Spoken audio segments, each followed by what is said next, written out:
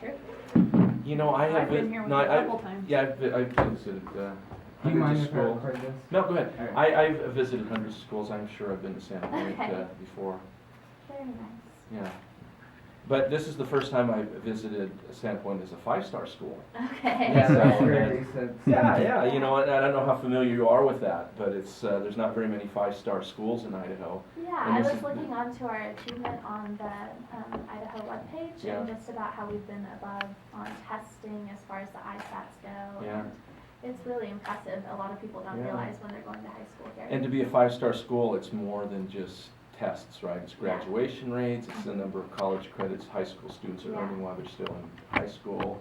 So there's multiple measures, Yeah. and so you should be very proud to be to go to Sandpoint High School. Okay, so you, we heard that you would be okay with videotaping and Yeah, recording. yeah, so that's yeah, fine? yeah, Okay, yeah.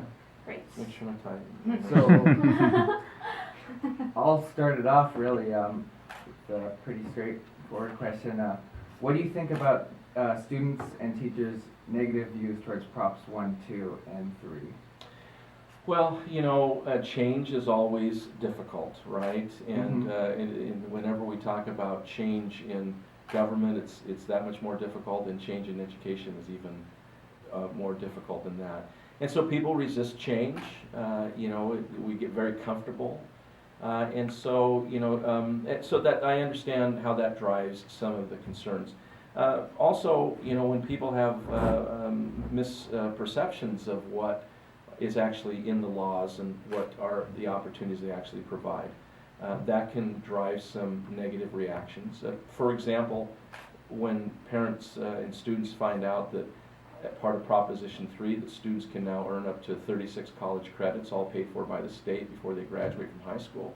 You know, that's something that's just not talked a lot about, but when parents and students find out about that, then they want to learn more, because, you know, it definitely takes away their concerns maybe that they had about Proposition 3.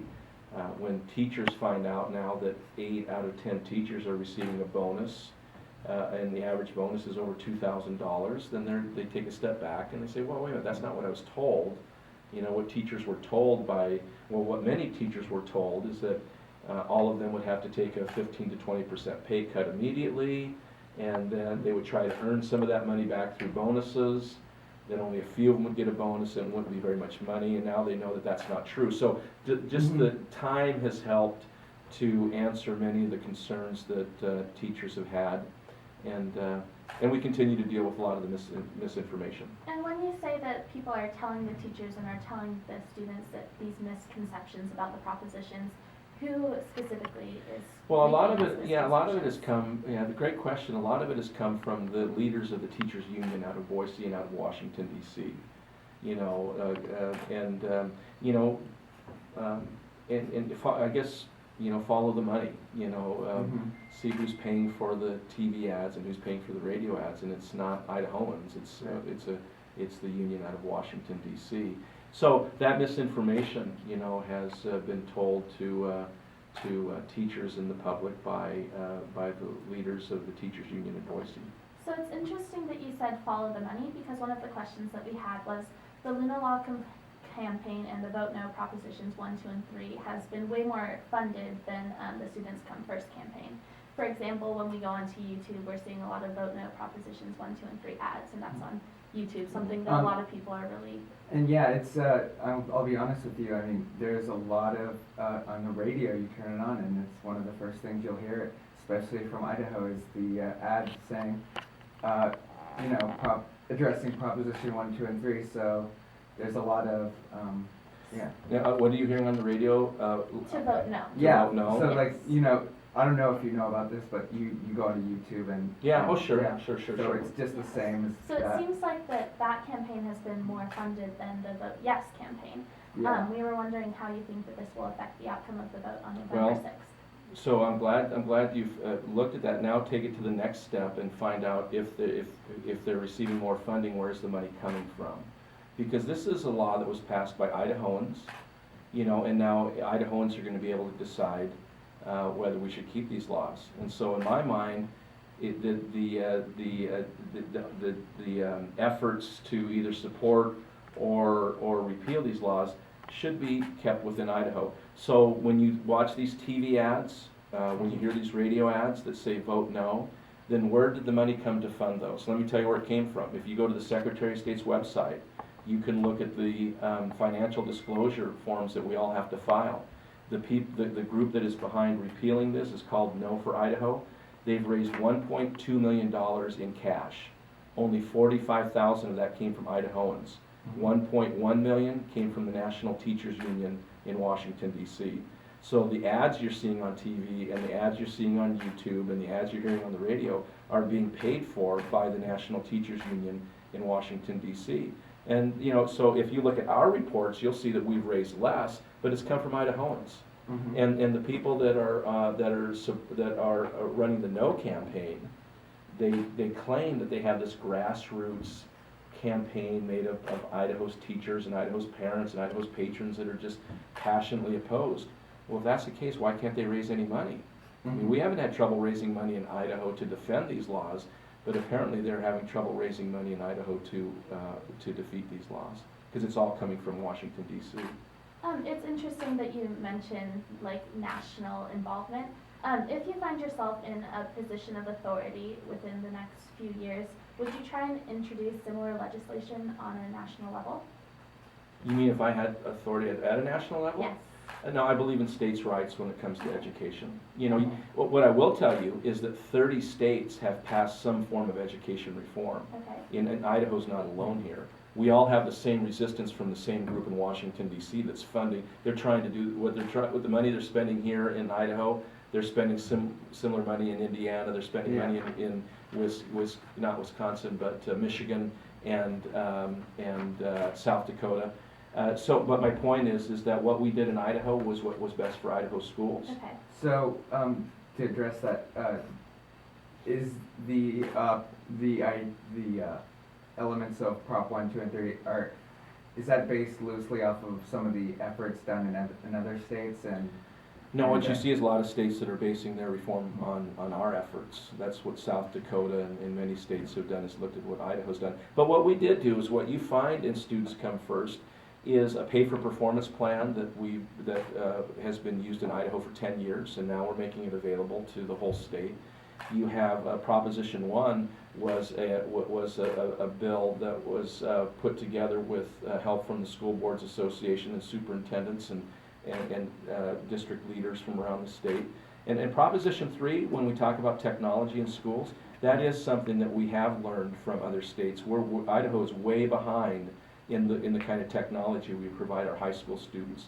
There's thousands of schools across America where when you go to high school, every student has a laptop. They don't pack around backpacks full of textbooks, and they don't have computer labs, and they don't have math calculators. They have one device. In Maine, for example, they've been doing it for 10 years. And they start in the 7th grade. Now they're going to the 5th grade.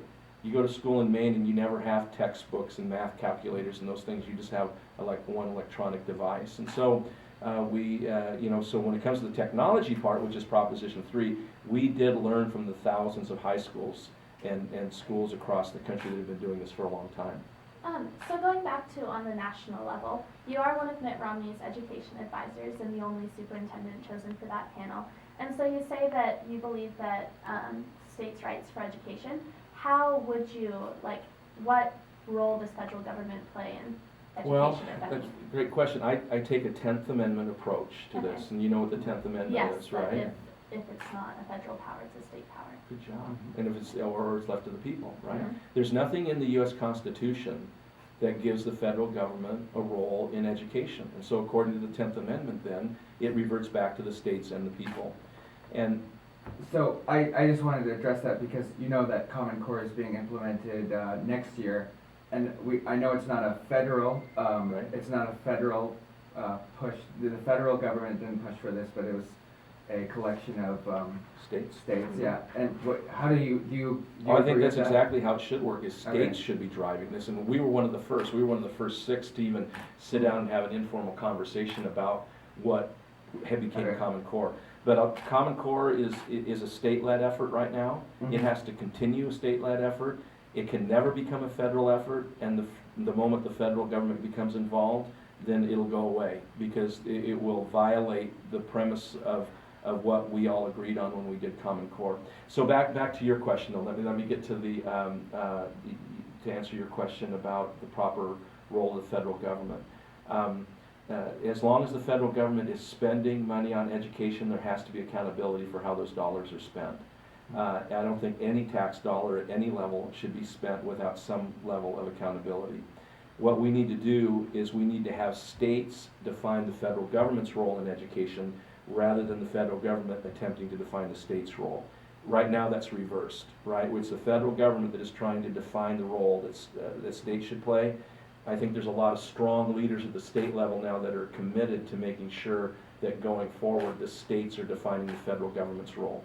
So under the Bush administration, there was federal involvement in education with No Child Left Behind. What would you do with, what is your opinion on that legislation? Well, it started before President Bush. It Okay. actually started under President Clinton.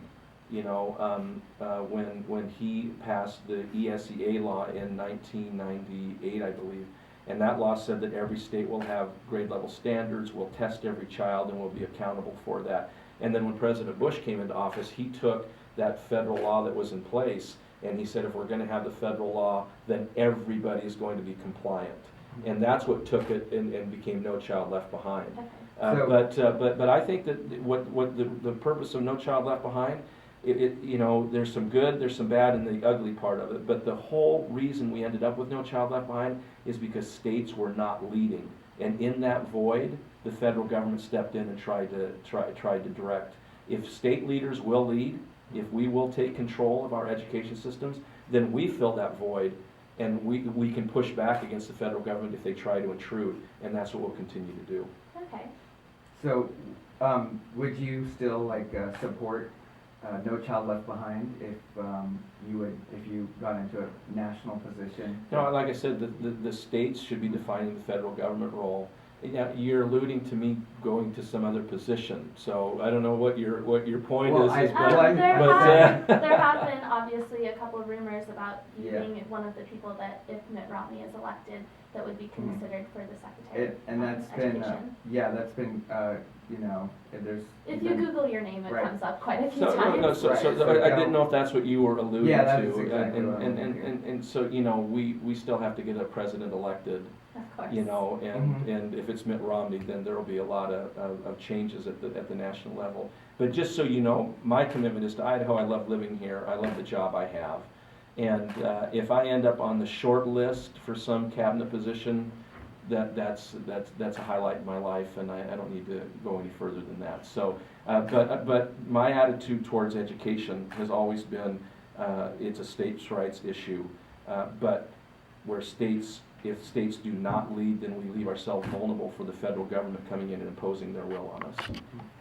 One thing that I noticed was in an interview with the Idaho Statesman Review, you said, and this is a quote, "The new normal is what we are experiencing now. It will take over a decade for our educational funding to rebound." And then in an interview with the Rampage Highland High School newspaper, you said, "We expect there will be more money in the near future for Idaho schools." So which is true? Both.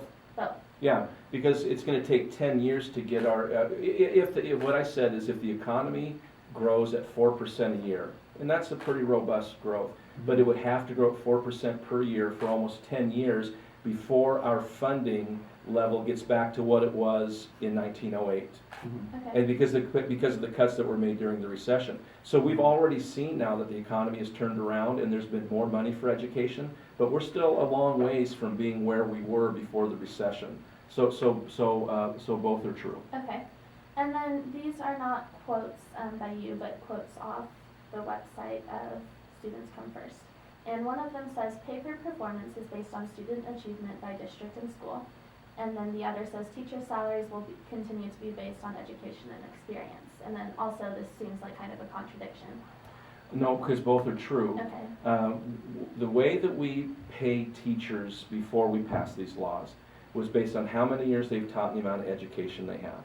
So the way it works is if it's a grid, and wherever you landed on that grid, that's how much money you make. So the teachers in your school, the teachers across Idaho, this is how it works. If I'm the best teacher in my district and I taught 8 years and I have a master's degree, I make the exact same amount as the most struggling teacher in my district that has taught 8 years and has a master's degree. That's it. And so that's not a fair way to compensate teachers, and it's definitely not good for children to compensate teachers that way. So we leave that grid in place. Teachers are still, they're going to be compensated based on how many years they've taught and the amount of education they have, but now on top of that, they have the ability to earn pay for performance bonuses 3 different ways. And we can talk about some of those details if you want. But we left the salary grid in place, but now that's not only the amount of money teachers can make. That's their base, if you will, and then on top of that, they have the ability to earn bonuses. If propositions 1, 2, and 3 fail on November 6th, how would you reintroduce your ideas to Idaho? Well, education reform is not going to stop on November 6th, right? It's going to go forward. Let me give you one example. Proposition 3, right? That's where we introduce the laptops into the high schools, the professional development for teachers, this opportunity for students to earn college credits. When we roll out the laptops, it's 1/3 of the schools at a time, right? And so next year is when 1/3 of our high schools get them, and the following year the second third, and the third year is fully deployed. We had to identify the first third, for the first year. So I sent out a letter to all the school districts across the state and said, if you're interested, send us back a letter signed by your superintendent and your school board chair. I was concerned that maybe 1/3 would not respond because there had been this negative pushback. 85% stepped forward and volunteered to be first. So we already have 85% of our schools that have volunteered to do Prop 3. It doesn't require, the state, whether the state mandates it or not, 85% have volunteered to do it. So what I'm saying is that after November 6th, education reform is going to continue to go forward. It has to go forward if you guys and the rest of the Idaho students are going to have equal access and opportunity, and if you're going to be prepared for the world that awaits you. So you say that there is a need for educational reform, and I agree with you on that. But you look at nations like in Europe who have in recent decades so far have been performing better than the U.S. has been in educationally and stuff. Do you think that it might be a key insight into how we should do things? Sure. By looking at what Europe does Well, and other nations that have done very well. Sure. Well, there's too many nations that in my lifetime were living behind the Iron Curtain in communism that are outperforming us now. Yeah. And it's not that our schools aren't improving every year. It's that they're improving much faster. We have good schools in Idaho. I think this is the biggest struggle that we have, is people become very comfortable with good. We have good schools in Idaho. We need great schools if we're going to prepare you and all the students coming behind you for the world that awaits. And the biggest challenge to a great business is a good business. The biggest challenge to a great government is good government. The biggest challenge to great schools are good schools because we become very comfortable with good. So take a look at what some of these other countries do. I don't think there's any one of them that I would duplicate 100%. But look at how they compensate their teachers. They don't pay them just based on how many years they've taught, the amount of education. They have performance measures. And because of those performance measures, their teachers make considerably more. Look at the way they put more technology in the classroom so that they open up learning opportunities for their students. There's many things that we can learn from other countries. A lot more competition, a lot more choices that parents have in their schools than we offer here. So, I'm sorry. I just wanted to follow up with that really quickly though, is you look at Europe and one of the things they try to implement through their education is small classroom sizes and close relationships with their teachers.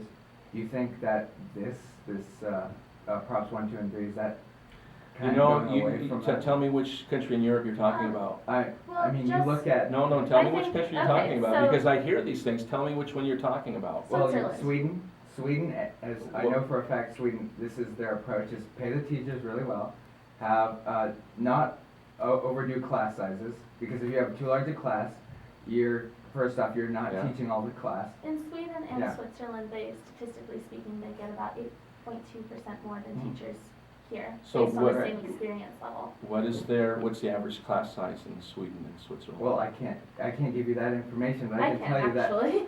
Yeah, Yeah. well, because, and I'm not challenging you, but if the claim is that their average class size is smaller than ours and that's having an impact, then show me what evidence that their class sizes are smaller than ours. More per child than any other country in the world.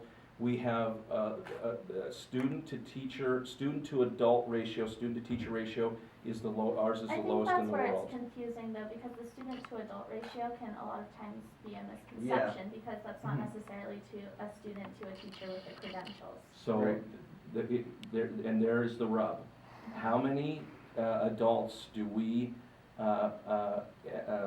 have in our school system that are not in front of students? Because every time you remove a certified teacher from a teaching responsibility to give them other responsibilities, then you're going to drive up classroom size. And Right. so the point is that at the local level, decisions are made on how to use certified staff. It's not made at the state level. And I'm not saying that schools are doing this wrong or anything, but this is the trade-off. When you decide that to give a certified teacher to relieve them of classroom duties, then their students have to go somewhere, and that can drive up class size. I was just about to say, actually, obviously there's like advantages to technological advancement, Yeah. but that also leads to increased class sizes. And one of like several times, not just I've looked at both types of websites, ones that are for propositions and ones that are against them, and both of them said that this is something that would probably happen if we adopted proposition number 3. It would do So what now? it would increase the class sizes. That's what I was trying to go at too, is, And how does if that we're- happen?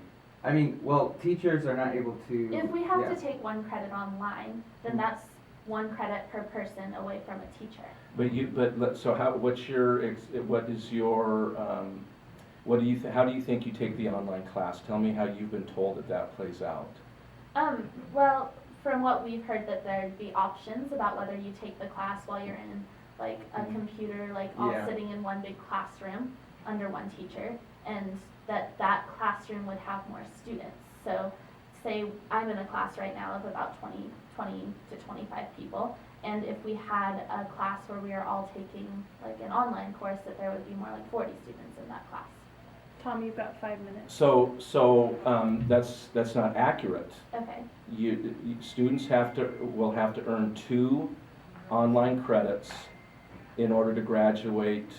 They have to earn 2 of their high school credits through some form of distance learning before they graduate, and that's for the class of 2016. Now, just so you understand, this is another part of the misinformation. If these laws are overturned, that graduation requirement does not go away. They're not even in these laws. But the opposition has pulled this in, trying to confuse people, thinking that if you don't like online classes, then vote against these propositions and the online graduation requirement goes away. That's not true. That's part of the state board's work. It's not even in these laws. But here's how this works. The 2 classes that are required, the local school district will decide what those courses are. They're taken at school during the school day with a certified Idaho teacher, and the district will choose what the course is and who will provide the course. And so it'll be managed at the local level. And what most districts are already doing is they're not doing the kind of classes that you just described, where you sit in front of a computer and you do you do all your work through looking at a screen and you crunch through curriculum as fast as you can and assessments. They're doing blended classrooms. They've connected themselves to other high schools in Idaho. And so I'm sitting in a classroom, there's a flat screen TV, the teacher can see me, I can see the teacher, but the teacher's in another high school, maybe in another district or another part of the state. That's how districts are meeting the online requirement. Here's why it's important. This is how you're going to be educated when you go to college. What our college professors have told us is if students want to graduate, if they want to earn a bachelor's degree in 4 years, they're going to have to know how to take distance learning courses and be successful, or they will not get a degree in 4 years. So they're going to have to go 5 years or more. And in the private sector, all of the training and professional development happens through distance learning. So we want students to learn that skill, but it does not drive up classroom size. Okay. It's all decided at the local district. One last question. If you had the chance to introduce this legislation again and completely redo it over, what would you do differently? Would you present it differently, anything like that? You know, we know that there's going to be resistance to change, and I think you know, nothing's perfect. These laws weren't perfect when they were introduced. They changed considerably before they were passed because of the input and the negotiations we had with teachers and others who wanted to see things change. After they'd been in place a year, we made changes to them. This January, you'll see us make changes to them again when the legislature comes. So I think, you know, if we were to do it over, I would probably emphasize that more. That we're not, you know, that Students Come First was not perfect. You know, it was never presented as being perfect, but it definitely was reform. Definitely is taking our schools in the other direction, in a new direction, and then allow through implementation of the laws for us to learn and change and adapt and improve and just keep going through that process. And I think that there were some that just their only option was no reform, and we finally got to a wall where, you know, that wasn't acceptable. We were going to reform education, and those that were interested in reform had been at the table and they've helped us make it work and helped us make it better. But those who are opposed to reform, then you know, I just don't know what to do to ever engage them. So you know, here's what the voters are going to decide in about 2 weeks, and that is, do we stay on this path of reform that us and 30 some odd states are on, or do we just go back to the system we had 2 years ago? Because we've waited for 20 months for the opposition to tell us what their plan is for reforming our schools, and they have not brought forth one idea. 20 months, they haven't brought forth one idea. So it's not like we have a choice between Reform Plan A and Reform Plan B, because there's no B. It's either we stay on the path that we're on, or we go back to the system we had 2 years ago, where students don't earn college credits, some students have access, some don't. Your zip code determines the quality of your education, not your own abilities and desire. All teachers are paid the same. You know, that's the system we go back to. I want to stay in the path we're on and improve it as we go forward. So, one more question? I That's think it. we're We good. got it Yeah, all. thank you I so hope that much was for your helpful. Very time. good, guys. Thank you. I hope I wasn't talking too fast, but I was trying to get your questions answered, Yeah. and we can follow up, do more anytime you want. Thank you so